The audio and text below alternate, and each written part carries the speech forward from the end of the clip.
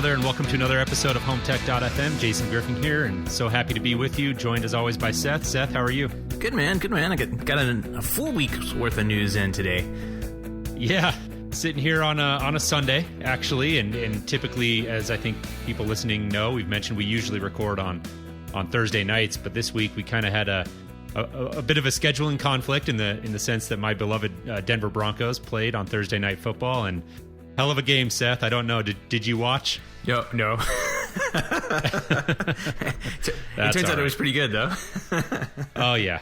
It was a great game. We won't spend too much time on it, but I was pretty pumped as all of Broncos country was, and the Broncos defense really stepped up again big and came in, kind of closed the game out, but the offense had been sort of struggling for most of the game and really stepped up when it counted there at the end, and it took a long drive down, right around that 2-minute mark in the fourth quarter to tie the game. And then all Kansas City had to do was really take a knee and it would have gone to overtime, but they tried to do a run up the middle, and Brandon Marshall stripped the ball out, and our cornerback Bradley Roby picked it up and ran it back for a touchdown with 20 seconds left or 30 seconds left or something like that. And just crazy, one for the ages, and just really feel a little, I shouldn't say I feel too bad for Kansas City fans. They're a division rival of us, but I do have a couple friends that are KC fans, and it was a tough loss for them and a great win for Broncos country. Oh man. So anyways, I appreciate your being a little flexible and allowing us to reschedule our recording on a Sunday morning here, and been looking forward to sitting down. There's quite a few news stories wanted to hit on this week. Yeah. So let's dive into that.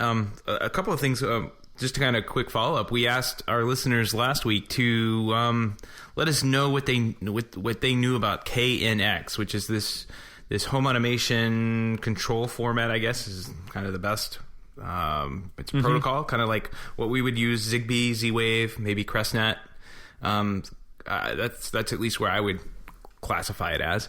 And we asked some of our listeners, especially those over in the other side of the world, in the European countries where KNX is dominant, to give us some feedback and let us know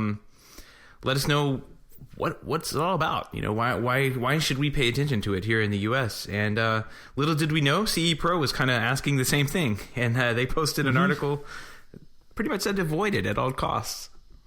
Yeah. It's I'm learning a little bit about it that I hadn't known before, and realizing now that it's really more of a focused on things like lighting and climate and window treatments and things like that, versus anything that would have relevance to somebody doing a control system for like audiovisual or entertainment per se.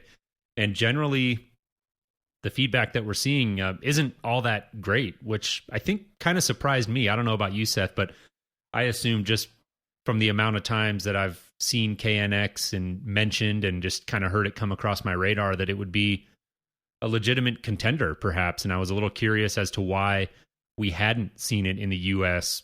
before. And I just thought the feedback was interesting and to me, at least, somewhat surprising.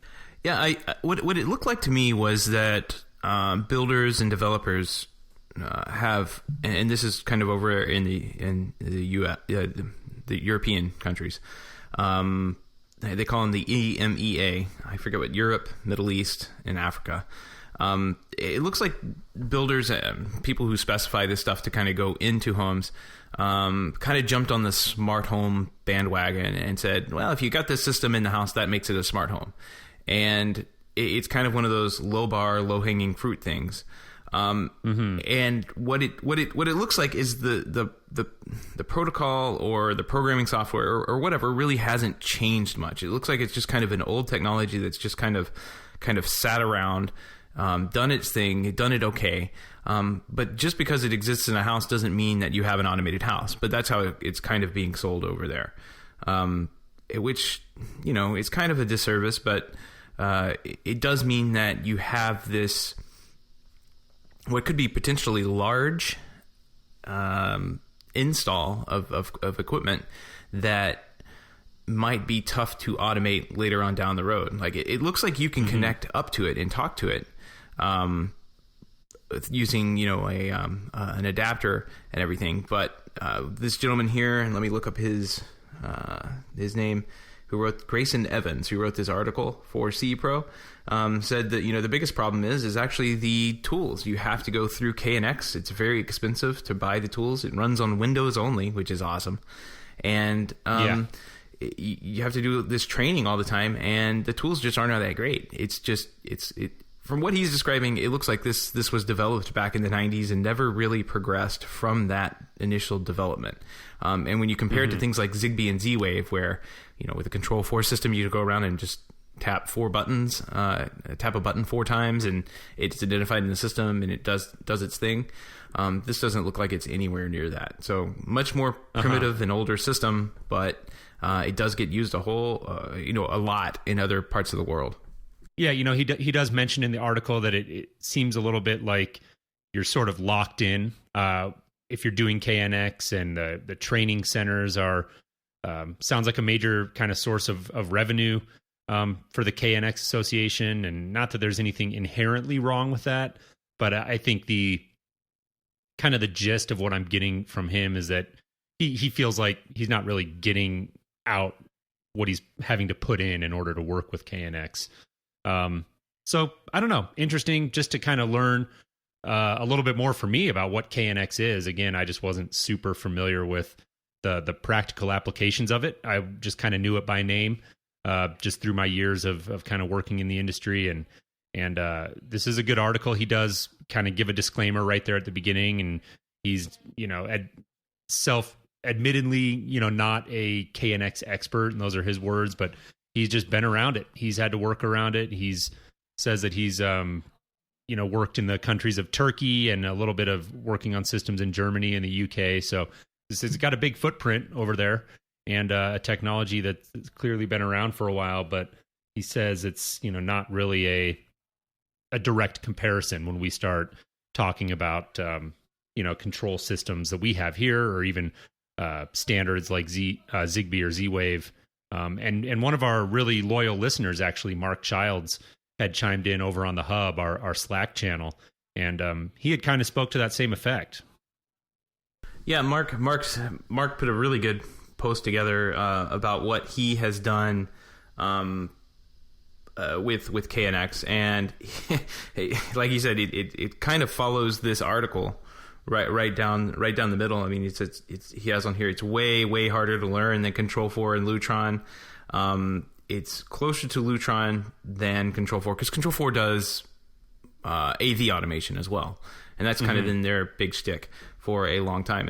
Control-4 is more, I would consider Control-4 more AV automated than I would, some of their tools up until recently have been less than satisfactory when it came to lighting control and that kind of thing. Now you can do, these full, really elaborate macros, I guess is the best way to describe it, and lighting scenes and centralized lighting that Control-4 makes. And I really think that product has matured quite a bit. So I kind of get where he's saying, hey, think of this more as a Lutron, maybe QS competitor than Control-4, because you're not going to automate your music server with Lutron. Going back to that article, he was saying that his biggest headache was the software, and it kind of rang out to me a little bit. He said it's clunky, it only runs on Windows, but the configuration file for a project, which is basically all the device setup, firmwares and bindings and everything, it's not stored anywhere on the network. And that is kind of true for a lot of devices that you and I have used in the past. Like if you go to a house and that project file wasn't saved and handed to the homeowner on a disk, you kind of almost have to start over or reverse engineer the equipment that's on site, and that can be a really big headache. Or make some awkward and painful phone calls. Yeah, exactly, right. And a large part of my business over the last decade has been kind of doing takeovers of jobs. And if you go out there and with Control-4, it's quite easy. The project file's on a server, but if it's something like a particular types of remotes, you almost have to start over from scratch, and sometimes it's easier to start over from scratch, honestly. So that's kind of a big dent to me. You really have to know what is installed at a house. It has to be documented somehow, or you have to have a backup of that project file. So one of those warnings: make sure you get your documentation and your backup files from your dealer whenever you put in a system. It always helps. Yeah, definitely. Well, I think I'm still waiting for somebody. If there's anybody listening, we'll put out one final call on this KNX story, and if anybody out there has I guess generally some reasons why they think this will take hold here, but I feel like the general consensus that I'm hearing, at least, is that this isn't going to take here in the U.S. and I'm sure there's people out there who would disagree with that, and if they're listening, I would love to hear from them. Yeah, definitely. If anybody has something good to say, send it our way. It sounds like it is a decent enough product, but maybe hasn't just caught up with the times, and they just may need to do a little update to how they're doing things and make it a little bit easier to set up and deploy. Technical debt, right? Yep, exactly. Yeah. Well, speaking of companies that don't have technical debt, but I mean, this may be an alternative to using a KNX system. Is Crestron's Pyng? They released a mass of updates for Pyng for CEDIA 2015, and I'm sure that we will cover this a lot more at CEDIA, the CEDIA Expo in Dallas next month. Is it? Yeah, sometime. Yeah, a little less than a month away. Hard to believe. Crazy. But they're now have updated the Pyng. I guess it's a hardware platform to talk to hardwired lighting controls and a wide range of CrestNet devices, including their keypads and motorized shades, along with like on-VIF cameras, which is most of the modern HD IP cameras. So overall, a great update for Pyng. Yeah, it is. I think Pyng is sort of evolving. It seems, when it was announced last year at CEDIA, it was really, at least the way I kind of looked at it and the way I understood it was really a system that was designed, I don't know that I want to say just to be simple, but it simplicity was obviously a core element of the design of Pyng. It was something that looked like it would enable you to go into a client who may not otherwise have been able to afford Pyng and just wanted to kind of use it as a foot in the door, or if you're a homeowner and you're looking into home technology, it might have been a great system in order to just get a little bit of intelligence put into your home and do some lighting and shades and climate control and things of that nature. And from the dealer base, really a lot of the feedback right away seemed to be like, well, what about audio?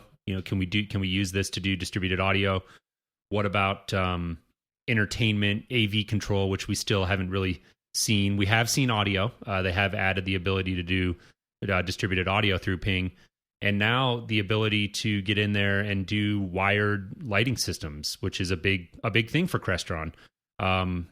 So that's a big deal. I think that some of the messaging and the direction we're seeing Pyng is that it's not just a system for kind of smaller entry-level jobs. It's also a tool that can be used in order to help kind of set up and configure larger jobs like centralized panelized lighting, and things like that. So I think it's interesting. Crestron does seem to be putting a lot of resources into Pyng. I know we had Evan Ackman on last year after CEDIA, and he was heavily involved with Pyng over at Crestron, and that was an interesting conversation. So this is a platform that is evolving, and I think is definitely one to watch if you're just kind of interested in sort of this convergence that we talk about a lot of times between more, like you alluded to, the legacy systems. When you said we talked about technical debt with KNX and Crestron's been around for a long time, so they've got a lot of legacy hardware they've got to support,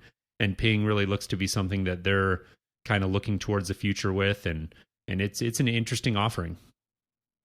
Yeah, I've spoken with a couple of Crestron dealers, and these are the guys who are pretty well embedded in the Crestron culture of doing 100% custom work. And the word that I've gotten from them is, it's not ready for us, and it's kind of that old Crestron mentality that existed when Control 4 came around and kind of did the same thing a decade ago. So that's the guys that I'm talking to. They're like, oh yeah, I've got one sitting on the test bench. It's not ready for what we do. But to me, it does look ready, quite honestly. Like this is definitely a product that is ready.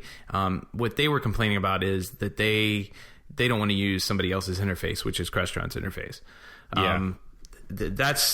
They don't want to change their business practice or their sales approach to essentially do what they have been selling against for the last 10, 15, 20 years. Right. So it's going to be a big business adjustment for them.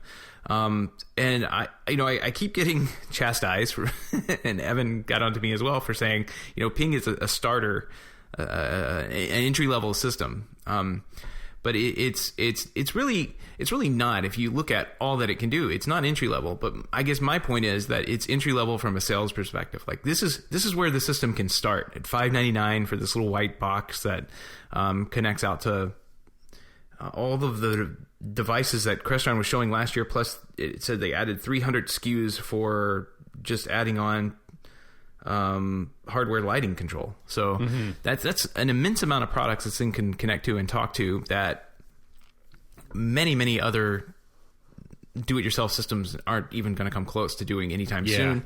And you, as a homeowner, can get in and kind of edit things around and move things around and change, do some basic programming, inside of it, which I thought was really cool.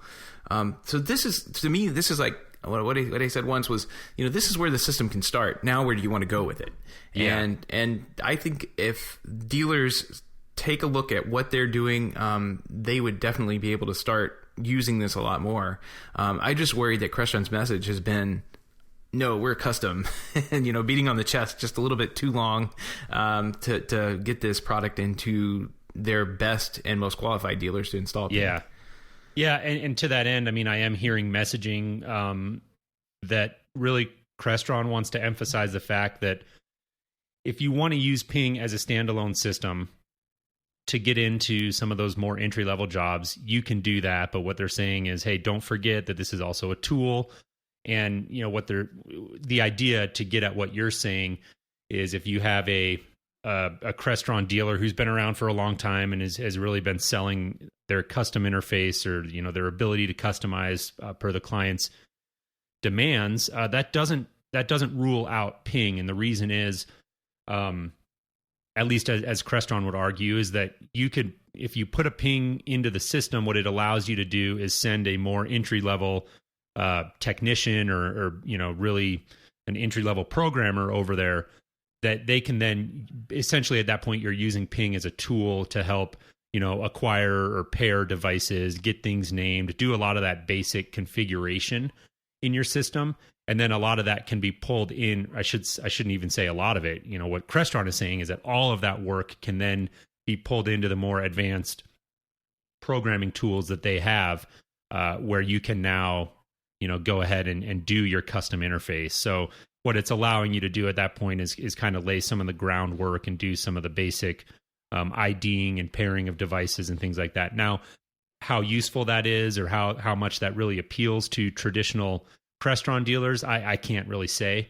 But yeah, that it is an interesting point because Pyng does seem to conflict a little bit, at least on the surface, with what a lot of the kind of guys that have been around doing Crestron forever have really kind of pitched their tent on, if that makes sense. No, it does to me. And I think I've been doing this particular aspect, custom install stuff in the residential side for about 10 years, which Control 4 has been around for about 10 years as well. And the first dealer I started with wasn't any kind of dealer. We were just running wire. But then I moved to a company that was on board with Control 4, but we weren't using it for any home automation. We were just using it for media distribution. So I was around when people were kind of going through those early headaches, and the dealers who have traditionally come from, being able to build a completely custom UI and a completely custom experience for their clients were going, oh man, my hands are way too tight on this. This what I used to call a GUI in a box. Yeah. That's what you get. I mean, you hit refresh and the Control 4 system builds what it thinks that the navigation needs to be and puts it out there. And it's good for uniformity across all of your install, heck, across the entire install in the house and across all of your installs for every customer you have. It's great for that.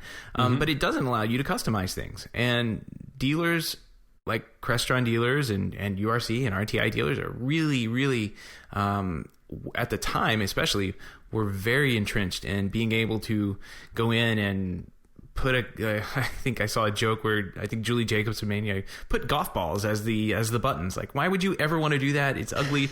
But dealers love that kind of stuff, and they would want to go in and make the ugliest UIs ever imaginable.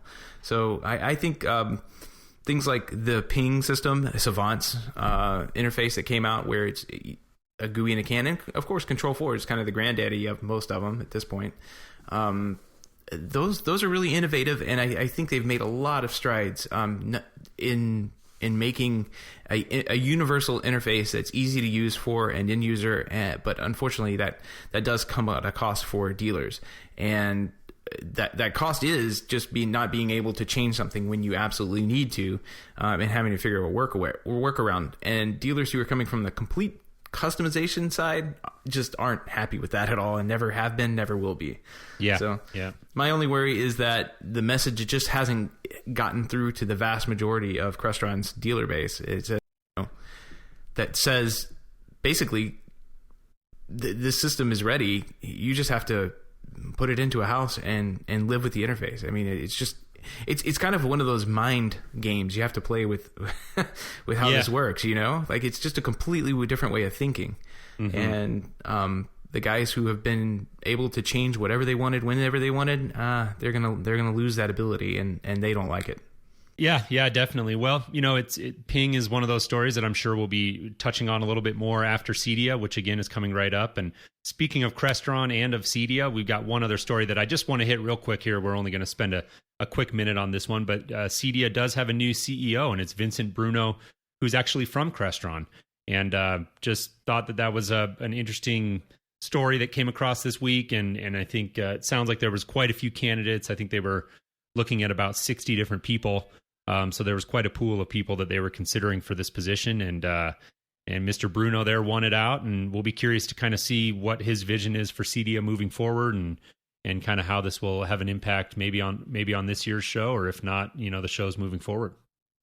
Yeah, I guess one of these things that they said that the people had to do was present. Now, having 60 presentations has got to be one of those really fun things. But yeah. 60 PowerPoint slides. Let's start. But I guess the thing they asked these candidates to do is to say, where do you see CEDIA as an organization in 2020? And Mr. Bruno's presentation, which is the one that everybody said nailed it and was the way to go, was more engagement with a larger community does not necessarily fit into CEDIA's existing membership categories, such as manufacturers, dealers, reps, and distributors. So maybe more engagement with homeowners. I'm not sure. In an effort to make CEDIA the place where homeowners come to find people to install and integrate, which is an interesting, wide open statement. I kind of would like to pick his brain on what he's thinking about that.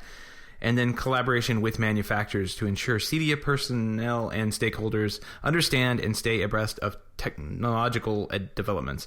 All good stuff, and all good stuff for an organization like CEDIA to do and be doing. So yeah, looking forward to see what he brings to the table in the next couple of years. Yeah, definitely. Zooming out and moving away from the CEDIA space, I know there was a release of iOS 9 this week, and Seth, I'm assuming that you were right there kind of slamming the refresh button waiting for this thing to come out. Yeah, absolutely. I'm not sure that what I like so much about iOS 9 was really applicable to the show here. One of the big things was content blockers, where you can block ads now. That was the first thing. That one. First thing I installed. Like, the web is like 10 times as fast now. And the other thing, I guess it's kind of a minor update, but something that's been really kind of needed for a long time is when you're in one app and it kicks you over to, say, Safari to look at a web page, there's now a little back button up at the top, which is really cool. You click that little back button and it takes you right back to your Twitter app or whatever app you were in before. So really liking that, but we probably should talk about what iOS 9 does for HomeKit, right? Yeah, definitely. I want to get into that. There wasn't a lot. iOS 9 wasn't a huge like in your face change as far as the visual look, and they weren't going in and clearly, in my opinion, weren't going in and changing things just to change them. I thought there was a couple nice convenience type of features, I would say, that aren't super applicable to home technology per se. But yeah, the one you mentioned about being able to, like, if you click on a link from your email and then it opens up your browser, you get that little back button, which is actually super nice. One thing that's cool in the photos, I don't know if you've seen this, but if you have a photo selected, then down along the bottom you get like a timeline type of view that you can just swipe left and right, and it goes through like all your past photos. And I thought that was really kind of a neat feature, but obviously not applicable here. One thing that I will say, so far, I think it's made a noticeable difference for me. And I was actually commenting to a friend a few weeks ago that I was really pretty disappointed with the battery life on my phone. And I've got an iPhone 6, so it's a pretty new phone. And I just, the battery life has been underwhelming, in my opinion. And that was one of the big things with iOS 9 that they were touting, was that they've enhanced the the battery efficiency. And to me, I think it's made a difference. I mean, it's not like a hugely drastic difference, but I can see that it is helping. I mean, the other night I went down to a Rockies game in Denver, and I was, I took the light rail down there, so I was just kind of on my phone the whole time, and then on my phone down there, and on my phone on the way back, and I just know from experience that typically that would have drained the battery down, pretty much to nothing. So I had my little spare battery there with me, and I didn't end up needing it. So it seems like it made a difference, at least to me, and I think that is something that is applicable, to home technology. Sure, no matter how you're using your phone. I mean, the battery's got to be there, obviously, and I'm not sure. I always just think that's interesting how changes in an operating system can impact battery life. As a non-developer, I find that kind of, I don't know, not magical, but intriguing. And anyways, that was something to me that I think was a nice thing with iOS 9. But yeah, most of it is kind of convenience type of features. But let's talk, because I know there was some stuff in there related to HomeKit, and I think you might be qualified here, between the two of us, more qualified to maybe shine a light on that. Well, I mean, I think we're still kind of in this state of, what is HomeKit going to take off, or what's going to happen. But we know from the developer conference that Apple introduced a couple more types of devices that could be integrated with HomeKit. So security systems, sensors, and a couple of other ones. But right now, everybody is just saying, okay, now when are we going to get these devices? Because the manufacturers just have not really started producing much more than what was existing before. Yeah, still slow going. Yeah, unfortunately, it's one of those things that, well, this is one of those things where I think it's more of a long play. If they get, and there's no reason they shouldn't, just because of the way the protocol works and the way the systems work. There's no reason that they shouldn't be able to get manufacturers just to kind of include an API with their product, and that's really the end goal. Once the manufacturers do that, then they could be brought. The manufacturers are actually thinking about providing external access to their product, and I think that's the biggest benefit for you, everybody else when it comes to HomeKit, because as you and I know, there were many types of devices early on that when we asked people, hey, do you have an API for that? Oh yeah, we're kind of thinking about doing that, or we're well, that's coming, that kind of thing. And now it's one of those things where you just ask, hey, do you have HomeKit for that? And they say, oh yeah, we work with HomeKit, we work with Android, we work with, we have an API. They want to be all over integrations, which is awesome. So I'm really excited about that looking forward, and having at least Apple on board with saying to manufacturers, hey, we like your app and all, but we would like to integrate your product with other things, and you have to do an API to do that. You can't just have a walled garden with which is kind of ironic, right? But you can't just have a walled garden with your app that only controls your door lock, so to speak. You got to open up yourself and let us control that door lock through this HomeKit API. Yeah. And manufacturers, being as smart as they are, they're not going to say, yeah, we're only HomeKit. No, they're going to want to go after Android and everything else to get 100% of the market rather than 50. So that's what I'm excited about. Whether or not these all I want to see is these devices hit the shelves. So I mean, it's one of those things. We got to get the devices first. Yeah, well, I think you're right. It's the long play. Speaking of smart locks, this was not really a direct HomeKit tie-in, but I know with iOS 9, it looked like August, the smart lock company had maybe a little panic moment leading right up to the release of iOS 9, and it looks like kind of the night before they had iOS 9 released, they had sent out an email to their users that basically said, iOS 9 is not currently compatible with the iOS 9 smart lock. It looks like from the tweet that I'm seeing, it had something to do with the Bluetooth technology in there and the communication. So it looked like they were kind of scrambling there at the last minute to get out an update. Looked like they were expecting approval from the Apple Store, kind of within 72 hours. So I think who knows what the backstory is there, but it's certainly an interesting story, especially when you start talking about a technology like smart locks. I mean, that's one that you want it to work 100% of the time. And for that to kind of happen right before iOS 9 comes out, I'm sure that was probably a couple of long nights and a lot of coffee being consumed over there at August to kind of scramble and get that thing put together. Yeah, and it's August too. So this was traditionally, I think this smart lock is sold in the Apple Store, if I'm not correct. Like, I think this is one of those products that people say, oh, I went down to the Apple Store and picked up an August smart lock and put it on myself. I'm like, oh, that's cool. Mm-hmm. This is one of Apple's Apple's hand-picked products to sit on their shelves. It's kind of strange that they, of all people, weren't ready for iOS 9 day one. But yeah, development cycles are what they are. If they didn't catch a bug till late in the game, and they have to go through the App Store approval process just like everybody else. So yeah, hopefully it's all fixed by now, and you can use your August smart lock with iOS 9. It's one of those things with operating system updates. We talk about it a lot, and we say, for security reasons, run your updates. But mostly when we say that, we're typically kind of talking about firmware updates and things that get released along the way. Operating system updates can be a little bit different, and I'm always kind of telling my clients to be a little bit cautious about updating to a new operating system. If you're controlling your whole home from your iPad or your smartphone, might be wise to wait a week or two when a new operating system comes out, and just give the developers of all your apps on there time to catch up, and maybe run through and check for updates.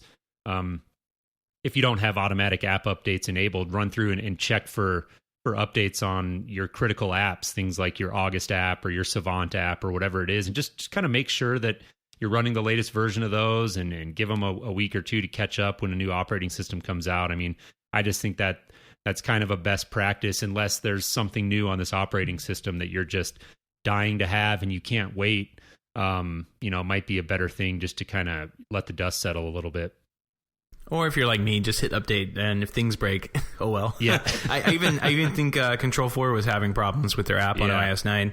The app will evidently crash if you have cameras and try and go and view them if you're running iOS 9. So yeah, not a good thing for them either. But they'll get an update in the App Store before too long and fix the problem, because that's pretty easy to recreate. Yeah, and it's a little bit different when something in your system breaks versus a client who's not inclined to get in there and figure it out or just deal with it for a few days. And so obviously you've got to, I guess to that end, consider your comfort level with the knowing that things may break or things might stop working quite as well as they do if you hit update, and just something to be aware of.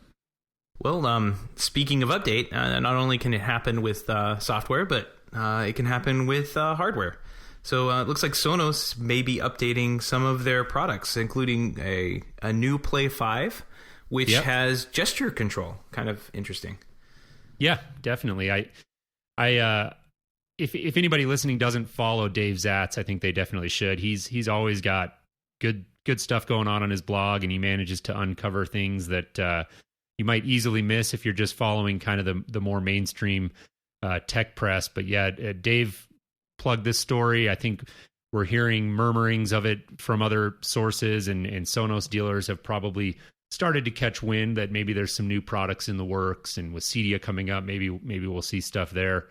But yeah, he's talking about a new speaker that'll feature gesture control. Interesting story we'll include in the show notes. I think that one of the other things he was talking about that I thought was kind of interesting was what he's calling True Play, and I can't quite remember exactly how he uncovered this or where he's getting this information, but it's basically a technology that will use the microphone inside of like your iPhone or iPad, and it will help kind of tune the room and use some auto correction for the corresponding Sonos player. So I thought that was interesting. It kind of adjusts the bass or the treble, and it's essentially using the microphone again in your smart device as the mic that it's using to calibrate that. So I thought that was kind of a clever feature, and one that I'll be interested to see if they can execute on. No, this sounds great. It's called True Play. He actually got it by somebody reverse engineered the Android app and found this code sitting around in there. And I guess True Play has been, according to some of the comments on his page, True Play has been inside of the beta.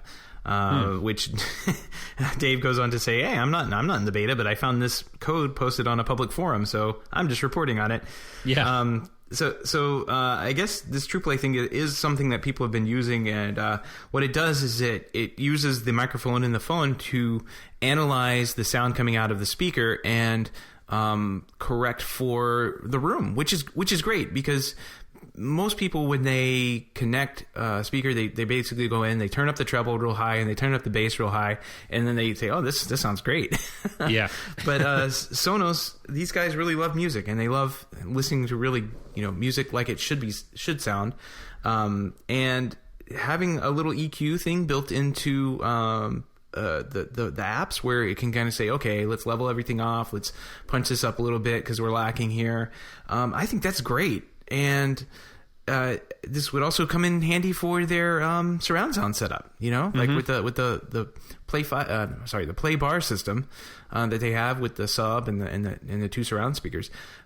This would be great for that too, just to EQ the room out and get the room out of the way of your speakers, which is a pretty big feature that is missing from Sonos. So I'm excited about this. This will be fun. Yeah, neat new feature, and definitely again one of those stories that I'll be just looking for at CEDIA. That's definitely a booth that I plan to spend a little bit of time at and just see what those guys are up to. And I think Sonos is, we've talked about it before, it's best in class if you're looking for just that distributed audio type of system. Still doesn't integrate very well. I know Control 4 has probably got the edge on that. So if you're looking at Sonos and you want it to be part of a broader home automation smart home system, I think Control 4 is your best bet there. But if you don't mind kind of using their standalone app, then it's Sonos is pretty much a no-brainer. Speaking of new hardware, we saw some movement from Amazon this week, and they released a bunch of new stuff that, we're not going to get into all of it. They had some new tablets and things like that we're not going to talk about.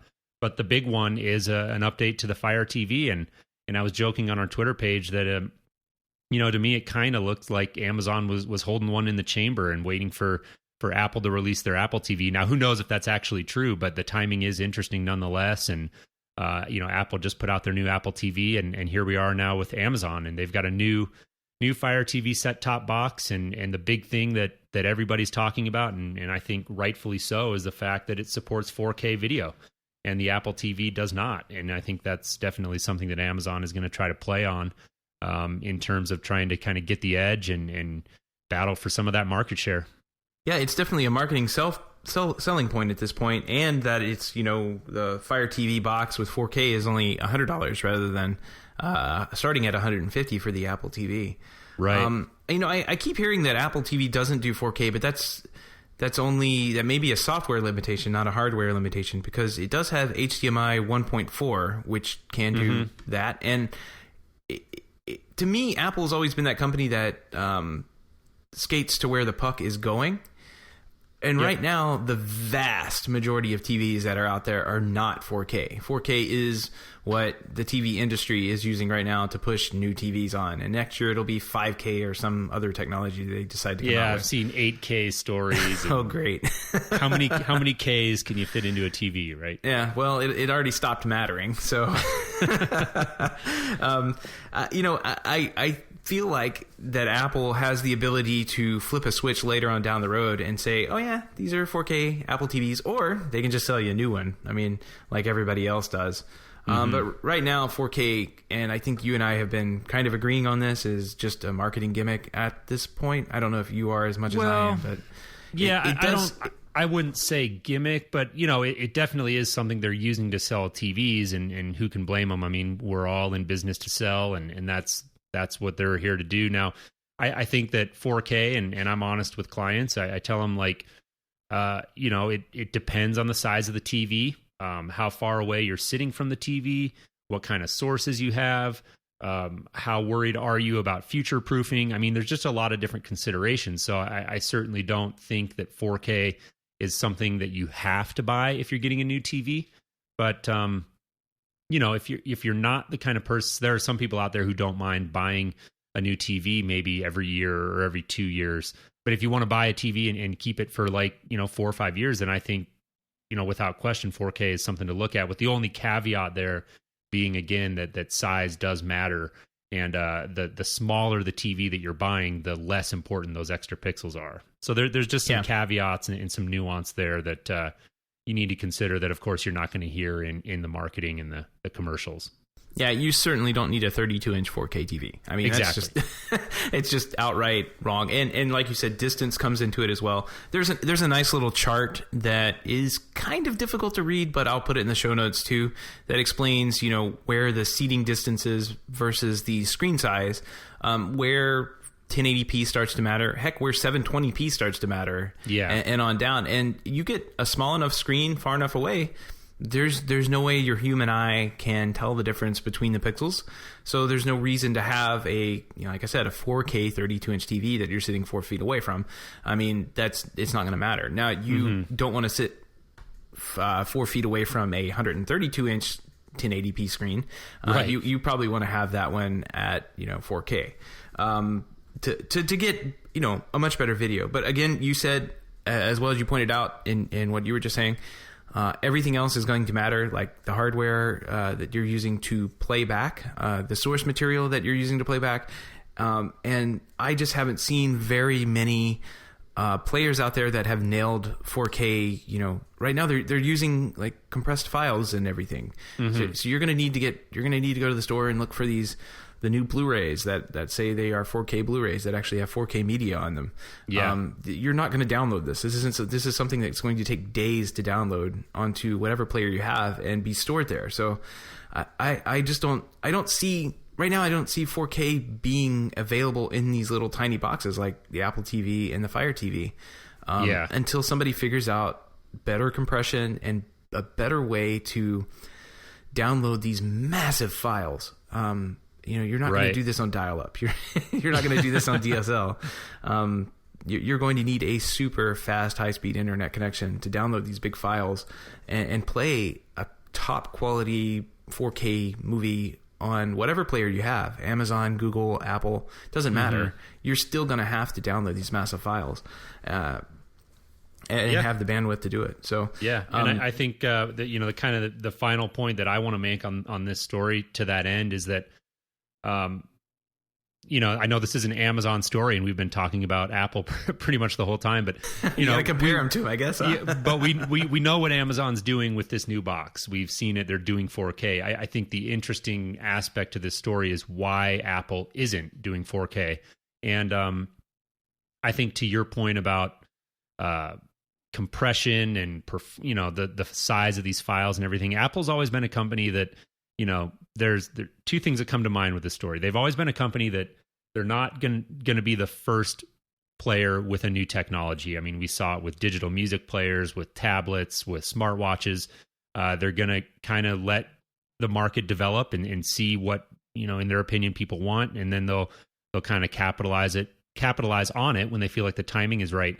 The other thing that comes to mind in terms of Apple is their constant priority on user experience, really. And I think that when it comes to 4K and with streaming especially, there's going to be more latency issues. There's going to be, generally, I think, more spotty performance if you're trying to do a 4K streaming movie. And if you're really into 4K and that's your thing, then you might be willing to live with that. But I think Apple is looking, if I had to guess, at the bulk of the market and saying, well, we feel like we have to prioritize one or the other. Do we enable 4K at the cost of, potential latency and performance issues, or do we hold off for now and kind of let's see how it develops, and we'll put out a box that does 1080p and does it really well, and that's what people are going to get. And I think that is definitely something that Apple is considering when they, didn't do 4K, and whether or not it's a hardware or software limitation. I mean, we're not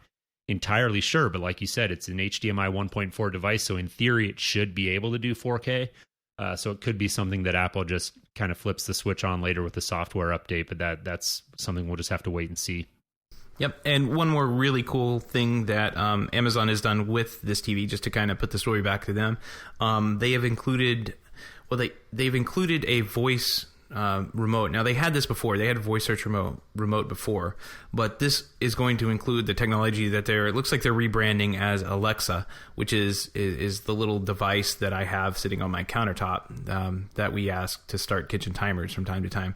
I think this is really cool. I guess it's the Echo that we have. Couldn't remember the name of it because now they're rebranding the Echo to be Alexa too. Right. So, right. That's really cool. I think that's a great move on their part. There have been integrations now. They're kind of kludgy integrations between Alexa and smart home devices like SmartThings and others. So that's really encouraging that they're doing that, and this would bring another Apple type competitor. I mean, I think Alexa is definitely the technology behind it is definitely working well. I haven't had too many issues with it other than it just being a very, very early product. So sure. Looking forward to all of it, getting better. And that's like we said, I think we should just name this show Updates because that was this week, right? Yeah, absolutely. We talked about everything is updates. Updated software, update your hardware, everything gets updated. 'Tis the season. Updating our CEDIA president, updating, it's everything, man. Yeah, definitely. Well, great show, Seth. I enjoyed chatting with you and hope everybody listening enjoyed it as well. We just want to take a minute here to remind everybody that HomeTech is a proud member of the Technology.fm family. You can find that at Technology.fm, and that's kind of a family of websites there that Mike Wolf from the Smart Home Show has curated, and a lot of great shows there. If you're interested in our show, you should go check that out, and I think you'll find a few others there that you'll likely enjoy. We also always want to encourage people to reach out to us. We love any sort of feedback, so if you have comments, suggestions, general feedback for the show, a couple different ways you can do that. You could find us on Twitter is probably one of the easiest ways, and that's at HomeTech Podcast, or you can hop over to the website. We've got a feedback form there at HomeTech.fm/feedback. And then, Seth, one more thing I'll just touch on this week, again, is our Patreon page. And for people who may not have heard of that, that's just a way that you can support the show.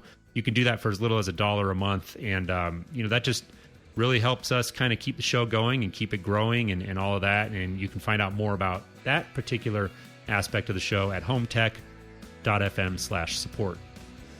Absolutely. We definitely love our Patreon listeners, and again, Mark Childs is one that came back with us the KNX info. So we really appreciate everything that everybody's doing over there, and we're about $30 away from doing that live audio stream. We're gonna have to get a little bit better at doing live radio. Yeah, and brush off some of the technology here. Yeah. Figure out how we're going to execute on that. Really excited about that, and just again want to thank everybody who supported the show, whether you're on Patreon or not. We definitely love you listening, so do what you can to support the show, whether that's using Patreon or just dropping by iTunes and clicking on a few stars there for us. It really helps. Yeah. So with that, I guess we'll go ahead and wrap up the show this week. Jason, have a good rest of your weekend, man. Enjoy some football. Yeah, you got it. Thanks, Seth. I'll talk to you next week.